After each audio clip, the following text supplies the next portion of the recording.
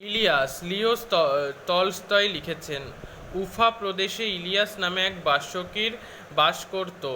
ইলিয়াসের বিয়ের 1 বছর পরে যখন তার বাবা মারা গেল, তখন সে ধনী না দরিদ্র, না ধনী না দরিদ্র, 7টা ঘটকি, 2টো গরু আর 20টা ভেড়া, এই তার যা কিছু বিষয় সম্পত্তি। কিন্তু ইলিয়াসের সুব্যবস্থায় তার সম্পত্তি কিছু কিছু করে বাড়তে লাগলো। সে আর তার স্ত্রী সকলের আগে ঘুম থেকে ওঠে আর সকলের পরে ঘুমোতে যায়, সকাল থেকে রাত পর্যন্ত কাজ করে। ফলে প্রতি বছরই তাদের অবস্থার উন্নতি হতে লাগলো। এইভাবে 35 বছর পরিশ্রম করে সে প্রচুর সম্পত্তি করে ফেললো। তখন তার 200 ঘোড়া, 150 গরুমোষ আর 1200 ভেড়া। ভাড়াটে মজুরা তার গরু ঘোড়ার দেখাশোনা করে। ভাড়াটে মজুরানীরা দুধ, দই, কুমিশ, মাখন আর পনির তৈরি করে।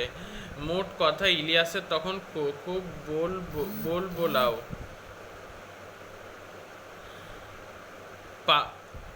পাশের সকলেই তাকে ঈর্ষা করে, বলে, ইলিয়াস তো ভাগ্যবান পুরুষ, কোনো কিছুরই অভাব নেই, ওর তো মরবারই দরকার নেই।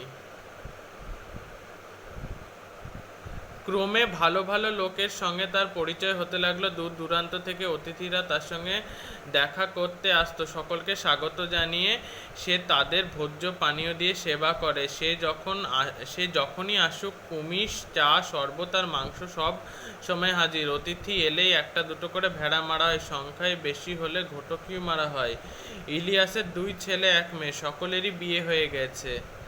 ইলিয়াস যখন গরিব ছিল, ছেলেরা তার সঙ্গে কাজ করত, গরু ভেড়া চড়াতো, কিন্তু বড়লোক হওয়ার পরে তারা আয়েসি হয়ে উঠেছে। বড়টি এক মারামারিতে পড়ে মারা গেল। ছোটটি এমন এক ঝগড়াটে বউ বিয়ে করলো যে তারা বাপের আদেশই অমান্য করতে শুরু করলো। ফলে ইলিয়াসের বাড়ি থেকে তাদের তাড়িয়ে দেওয়া হলো। ইলিয়াস তাকে একটি বাড়ি দিল, কিন্তু কিছু গরু ঘোড়াও দিল। ফলে ইলিয়াসের সম্পত্তিতে টান পড়ল। তারপরে ইলিয়াসের ভেড়ার পালে মড়ক লেগে অনেকগুলি মরে গেল। তারপরের বছর দেখা দিল দুর্ভিক্ষ, খড় পাওয়া গেল না একেবারে। ফলে সে বছর শীতকালে অনেক গরু মোষ না খেতে পেয়ে মরল। তারপর কিরবিজরা তার সবচাইতে ভালো ঘোড়াগুলি চুরি করে নিয়ে গেল। ইলিয়াসের অবস্থা খারাপ হয়ে পড়ল। যত তার অবস্থা পড়তে লাগলো, ততই তার শরীরের জোরও কমতে লাগলো। এমনি করে 70 বছর বয়সী ইলিয়াস বাধ্য হয়ে তার পশমের কোট, কম্বল, ঘোড়ার জিন, তাঁবু এবং সবশেষে গৃহপালিত পশুগুলিকে বিক্রি করে দিয়ে দুর্দশার একেবারে চরমে নেমে গেল।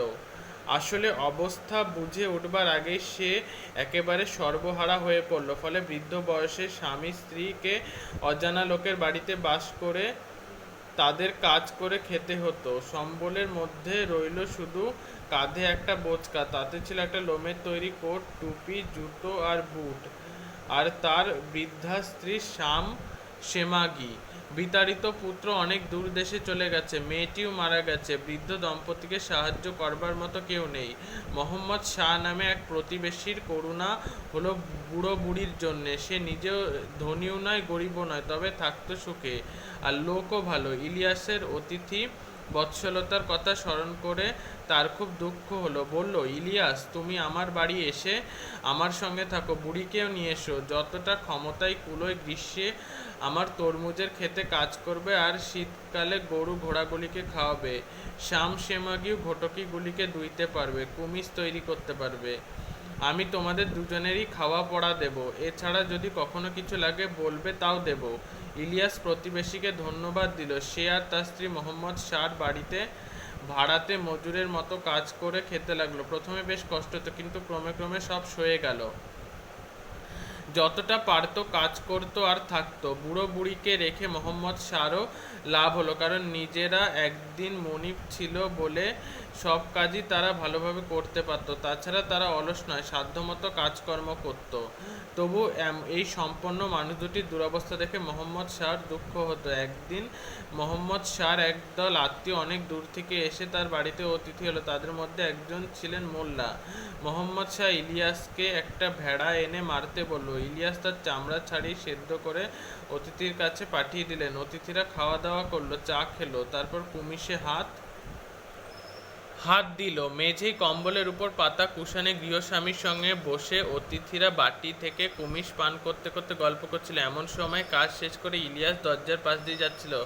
তাকে দেখে মোহাম্মদ শাহ অতিথিদের বলল, দরজার পাশ দিয়ে যে বুড়ো মানুষটি চলে গেল তাকে আপনারা লক্ষ্য করেছেন কি? একজন বলল, আমি তাকে দেখিনি, কিন্তু ওর মধ্যে বিশেষ করে কিছু দেখবার আছে। বিশেষত এই যে একসময় সে এ তল্লাটের সবচেয়ে ধনী ছিল, নাম তার ইলিয়াস। নামটা আপনারা হয়তো শুনে থাকবেন। অতিথি বলল, নিশ্চয়ই, না শুনবার জো কি? লোকটিকে কখনোই চোখে দেখিনি, কিন্তু তার সুনাম ছড়িয়েছিল বহুদূর। অথচ আজ তার কিচ্ছু নেই, আমার কাছে মজুরের মতো থাকে। আর তার স্ত্রী আমার ঘটকিদের দুধ দই। অতিথি সবিস্ময়ে জিভ দিয়ে চুকচুক শব্দ না করল, ঘাড় নাড়তে নাড়তে বলল, সত্যি, ভাগ্য যেন চাকার মতো ঘোরে। একজন উপরে ওঠে তো একজন তলায় পড়ে। আহা, বলুন তো, বুড়ো লোকটা এখন নিশ্চয়ই খুব বিষণ্ণ। কি জানি, খুব চুপচাপ আর শান্ত হয়ে থাকে, কাজও করে ভালো। অতিথি বলল, লোকটির সঙ্গে একটু কথা বলতে পারি কি? জীবন সম্পর্কে ওকে কিছু জিজ্ঞাসা করতে চাই আমি।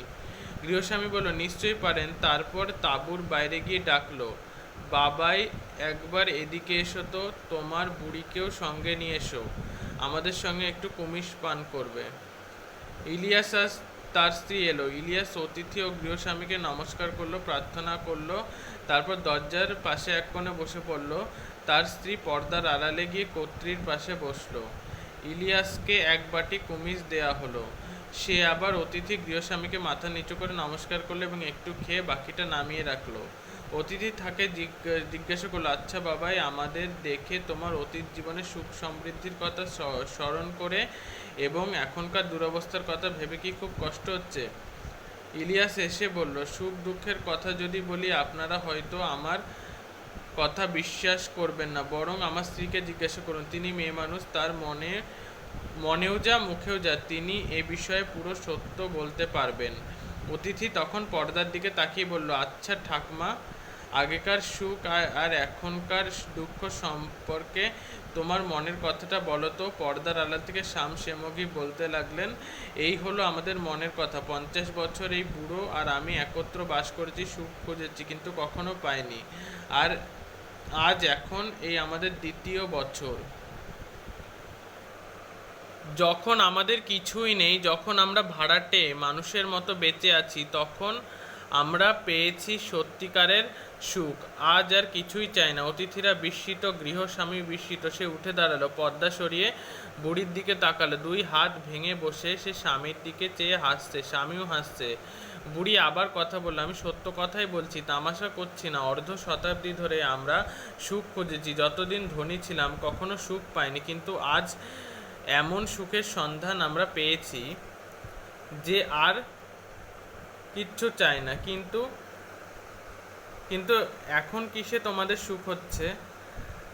বলছি, যখন ধনী ছিলাম, বুড়ো বা আমার এক মুহূর্তের জন্যও শান্তি ছিল না। কথা বলবার সময় নেই, অন্তরের কথা ভাববার সময় নেই, ঈশ্বরের কাছে প্রার্থনা করার সময় নেই, দুশ্চিন্তারও অন্ত ছিল না। হয়তো অতিথিরা এলেন, এক দুশ্চিন্তা, কাকে কি খেতে দিই, কি উপহার দিই, যাতে লোক আমাদের নিন্দা না করে। আবার অতিথিরা চলে গেলে মজুরদের দিকে নজর দিতে হয়। তারা যেমন কম খেটে বেশি খেতেও ব্যস্ত, তেমনি আমরাও নিজেদের স্বার্থে তাদের উপর কড়া নজর রাখি, সেও তো পাপ। অন্যদিকে দুশ্চিন্তা, এই বুঝি নেকড়েতে ঘোড়ার বাচ্চা গরুর বাছুরটাকে নিয়ে গেল, কিংবা চোর এসে ঘোড়াগুলিকে নিয়ে সরে পড়লো। রাতে ঘুমোতে গেলাম, কিন্তু ঘুমাবার উপায় নেই, মনে দুশ্চিন্তা। ভেড়ি বুঝি ছানাগুলোকে চেপে মেরে ফেললো, ফলে সারা রাত ঘুমই ছিল না। একটা দুশ্চিন্তা পেরোতেই আর একটা এসে মাথা চাড়া দিত। শীতের জন্য যথেষ্ট খড় মজুদ আছে তো? এছাড়া বুড়োর সঙ্গে মতবিরোধ ছিল। সে হয়তো বলল, এটা এভাবে করা হোক, আমি বললাম অন্যরকম, ফলে ঝগড়া। সেও তো পাপ। কাজেই এক দুশ্চিন্তা থেকে আর এক দুশ্চিন্তা, এক পাপ থেকে আর এক পাপেই দিন কাটত। সুখী জীবন কাকে বলে বুঝিনি। আর এখন বুড়ো আর আমি একসঙ্গে সকালে উঠি, দুটো সুখ শান্তির কথা বলি, ঝগড়াও নেই, দুশ্চিন্তাও কিছু নেই। আমাদের একমাত্র কাজ প্রভুর সেবা করা। যতটা খাটতে পারি স্বেচ্ছায় কাটি। কাজেই প্রভুর কাছে কাছে আমাদের লাভ বই লোকসান নেই। বাড়িতে এলেই খাবার ও কুমিশ পাই। শীতকালে গরম হওয়ার জন্য লোমের কোট আছে, জ্বালানি আছে, আত্মার কথা আলোচনা করবার বা ভাববার মতো সময় আছে ঈশ্বরের কাছে প্রার্থনা করবার। 50 বছর ধরে সুখ খুঁজে খুঁজে এতদিনে পেয়েছি। অতিথিরা হেসে উঠল, কিন্তু ইলিয়াস বলল, বন্ধুগণ হাসবেন না, এটা তামাশা নয়, এটাই মানুষের জীবন। আমার স্ত্রী আর আমি অবুঝ ছিলাম, তাই সম্পত্তি হারিয়ে কেঁদেছিলাম, কিন্তু ঈশ্বর আমাদের কাছে সত্যকে উন্মুক্ত করেছেন। আর সে কথা যে আমরা আপনাদের বললাম তা ফুর্তির জন্য নয়, আপনাদের কল্যাণের জন্যে। তখন মোল্লা বললেন, এটা খুব জ্ঞানের কথা। ইলিয়াস যা বলল সবই সত্য এবং পবিত্র গ্রন্থে লেখা আছে। শুনে অতিথিরা ভাবতে বসল। সম্পাদিত তর্জমা করেছেন মনীন্দ্র দত্ত।